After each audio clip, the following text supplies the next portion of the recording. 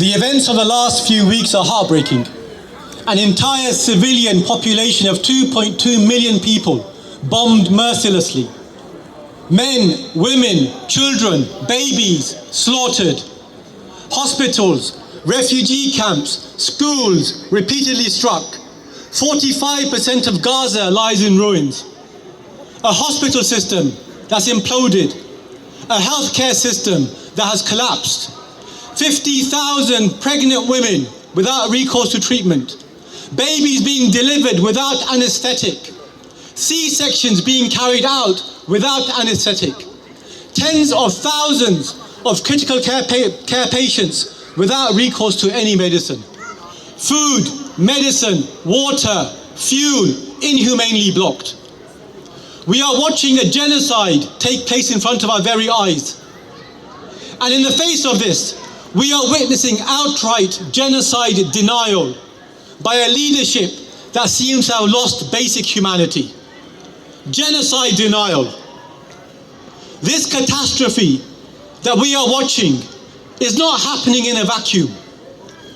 The Palestinian people have been living under a brutal, relentless occupation in quite literally the world's largest open-air prison. An occupying force has been visiting a nightmare on the Palestinian people for more than 70 years, repeatedly violating international law, UN resolution with impunity. We have been watching the cold, deliberate, ongoing expulsion of the Palestinians from their homes and their lands, illegal settlement expansion, demolition of homes and farms, settler violence, village invasions, resource theft, mass arrests without charge. We witness a system of governance designed to privilege the occupier over the occupied. We see the workings of an apartheid state. The occupier violates basic precepts of humanity, controlling land, air, space, food, water, and energy. The basic necessities of life are apportioned at whim to make sure that the occupied population remains weak and malnourished. No human being should live in such circumstances, and it should break all our hearts to see a nation of people whose only aspiration is to live free, to live with dignity. Ladies and gentlemen, brothers and sisters, you don't achieve peace by stripping an entire people of their dignity and freedom, by subjugating them, by robbing them of their rights, by having them look forward to nothing but more of the same misery. This is not how peace is achieved. This is not how security is achieved. I want us to consider 5 things we can do to help, to try and make things better. All of us can do these 5 things. Number 1, support our Palestinian brothers by giving charity via recognized charity bodies. Gaza has been devastated. They need our help now and in the decades to come. We have the privilege of living in security. We have the privilege of being relatively wealthy. Let us give back to those in need. Number 2, we need to raise awareness, spread the truth about what is happening, and more importantly, why it is happening. Give people the context, the history, the facts. Every single person standing here can do this. The world where the powers that be can peddle their own narrative. The world where the mainstream media can brazenly misreport facts. That world doesn't exist anymore. They can't get away with it anymore. In a world where eyewitness testimony, primary source accounts are streamed directly to our phones, to our devices, it becomes all the more imperative for us to spread the truth about what is happening and challenge the false narratives out there. In a world where the Palestinians can film their lived reality and stream it to us, is a world where the pathological lies of the occupier can no longer wash. And it's working. Look at the increasing draconian restrictions being considered just for us in the UK, the hardening of the rhetoric, Peaceful demonstrations are now hate marches. Waving the Palestinian flag becomes problematic. Shouting "Free Palestine" might be anti-Semitic.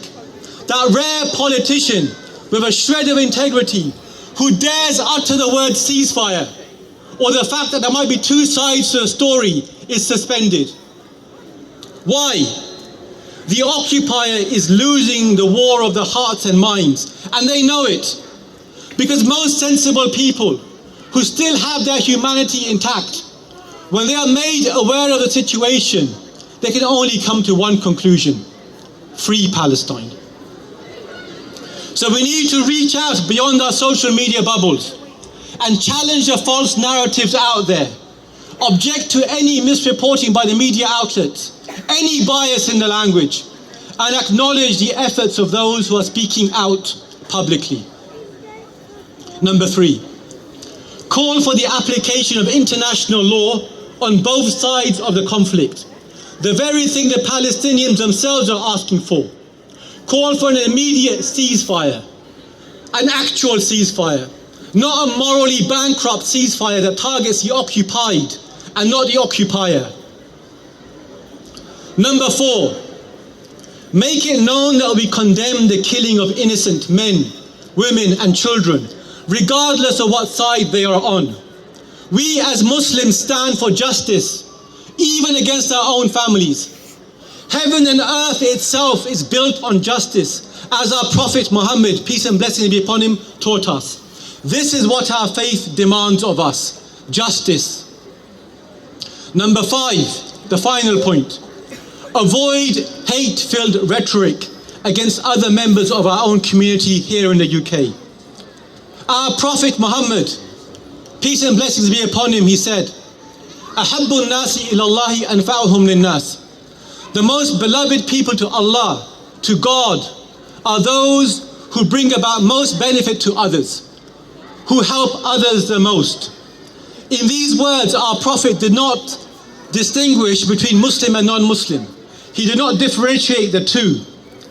Muslims need to be a force for good wherever we are in the world. We should be people who work for the betterment of our communities, our neighborhoods.